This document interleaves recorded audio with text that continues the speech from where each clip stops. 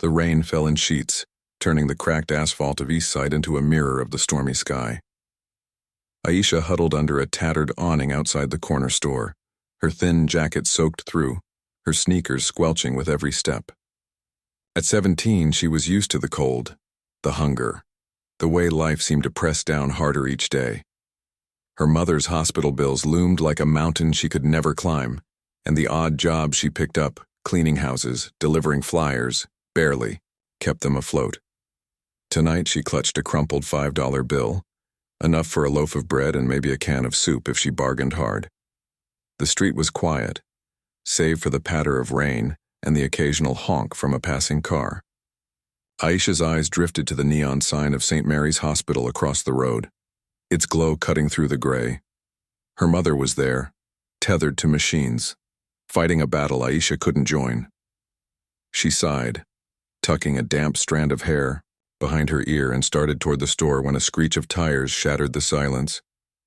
A black SUV swerved wildly, its headlights slicing through the downpour. It clipped a lamppost, spun, and crashed into a parked car with a sickening crunch. Aisha froze, heart pounding, as steam hissed from the crumpled hood. For a moment, the world held its breath. Then, instinct kicked in. She ran toward the wreck, rain stinging her face, her shoes slipping on the slick pavement. The driver's door hung open and a man slumped over the steering wheel, blood trickling down his temple. His suit, even crumpled, looked expensive, the kind Aisha only saw in shop windows. She knelt beside him, her hands trembling. Hey, can you hear me?" No response. His breathing was shallow, his face pale under the streetlight's glow. She pressed 2 fingers to his neck, feeling a faint pulse. Alive, but barely. Aisha glanced around. The street was empty, the store clerk nowhere in sight. Her phone was dead, had been for days. She cursed under her breath, then spotted a faint glow from the man's pocket. His phone. She grabbed it, hands shaking as she dialed 911. "There's been an accident," she said when the operator answered, her voice steady despite the panic clawing at her chest. "East Side near the corner store, he's hurt bad, hurry." The operator's questions blurred together, but Aisha answered as best she could, her eyes never leaving the man. Blood pooled on the leather seat, dark and spreading. She tore off her jacket, wadded it up, and pressed it to his head, hoping to slow the bleeding. "Stay with me," she whispered, though she wasn't sure he could hear. "Help's coming." Minutes later, sirens wailed in the distance, growing louder. An ambulance screeched to a stop and paramedics swarmed the scene. Aisha stepped back, rain soaking her to the bone, as they worked on the man. "He's lost a lot of blood," one of them said, voice clipped. "We need to move fast." They loaded him onto a stretcher and Aisha followed, her heart still racing. At St. Mary's, the emergency room was a chaos of beeping monitors and hurried voices. A nurse grabbed her arm. "You with him?" she asked, eyeing Aisha's drenched clothes and blood-streaked hands. "No, I found him," Aisha stammered. "Is he going to be okay?" "He's critical," the nurse said, her tone softening. "He needs a transfusion, but we're short on his blood type. O negative. Rare. You know yours?" Aisha nodded slowly. O negative. She'd learned it last year when her mother needed a transfusion. The nurse's eyes lit up. "You're a match. Will you donate?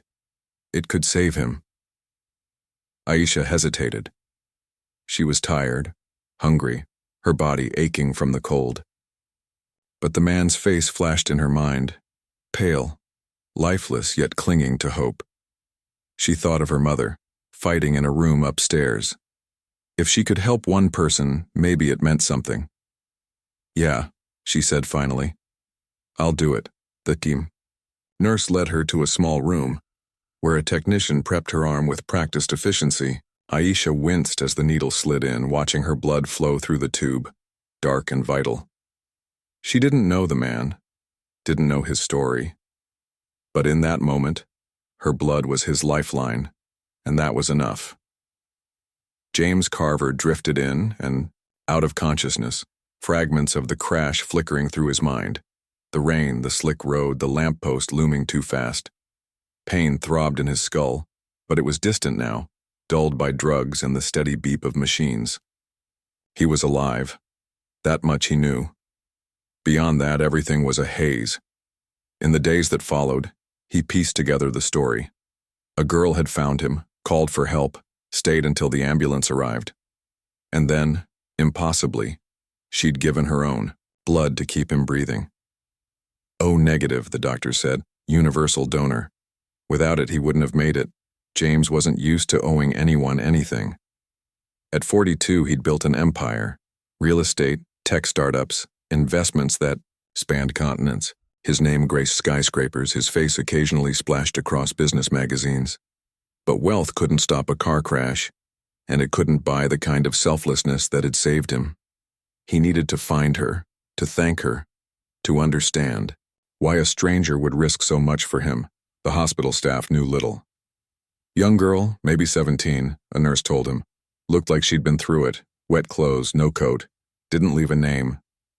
James pressed for more, but the trail was cold. She'd vanished after the donation, slipping back into the city's shadows. He hired a private investigator the day he was discharged. Find her, he said, handing over a blank check. Whatever it takes. The investigator, a grizzled man named Malone, raised an eyebrow but took the job. James didn't care about the cost. Money was just numbers to him. This was about something else, something he couldn't name. Aisha's life didn't change after that night. She went back to scrubbing floors, delivering flyers, and sitting by her mother's bedside, holding her frail hand. The hospital bills kept coming, each one a punch to the gut. She'd stopped dreaming of college, of a future beyond survival. But she didn't regret giving her blood. It was one good thing in a world that felt stacked against her. Weeks later, she was sweeping the porch of Mrs. Carter, an elderly woman who paid her in cash and homemade cookies, when a man in a gray suit approached. He was middle-aged, with sharp eyes and a notepad tucked under his arm. "Aisha Williams?" he asked. She froze, broom in hand. "Who's asking?" "Name's Malone. I'm looking for the girl who saved a man's life a few weeks back. Car crash, East Side. That you?" Aisha's stomach twisted. She hadn't told anyone, not even her mother. "Maybe, why?" "The man you saved. He wants to meet you, to thank you." Aisha shook her head. "I don't need thanks. I did what anyone would." Malone chuckled, like he'd heard that line before. "Not everyone, kid. Look, he's insistent. And he's not the kind of guy who takes no for an answer." She wanted to say no, to keep her life simple. But something in Malone's eyes, steady, almost kind, made her pause. "Fine," she said. "But I'm not promising anything." The meeting was set for a coffee shop downtown, a place Aisha had never stepped foot in. The kind with artisanal brews and pastries that cost more than her daily earnings. She wore her best jeans, the ones without holes, and a clean sweater, but she still felt out of place among the polished tables and soft jazz. James Carver was already there, seated by the window, his suit crisp, his face healed but still carrying a faint scar above his brow. He stood when she approached, his smile warm but cautious. "Aisha?" he asked, extending a hand. She shook it, her grip firm despite the nerves knotting her stomach. "Yeah," she said, sliding into the chair opposite him. "You're the guy from the crash?" James Carver. He studied her, not in a way that made her uncomfortable, but like he was trying to solve a puzzle. "You saved my life." She shrugged, picking at the edge of her napkin. "I just called 911 and gave some blood. No big deal." "It was a big deal to me," he said, his voice low, earnest. "I wouldn't be here without you." "Why didn't you leave your name?" "Didn't see the point." She met his eyes, unflinching. "You needed help. I helped. That's it." James leaned back, a faint smile tugging at his lips. He wasn't used to people like Aisha, people who didn't want something in return. Most people would have asked for something, a reward, a favor. You didn't. Aisha's jaw tightened. I don't want your money if that's what you're getting at. It's not, he said quickly. I want to understand you. Why you did it. She looked out the window at the city bustling beyond the glass. My mom's sick. Cancer. I sit with her every day watching her fight.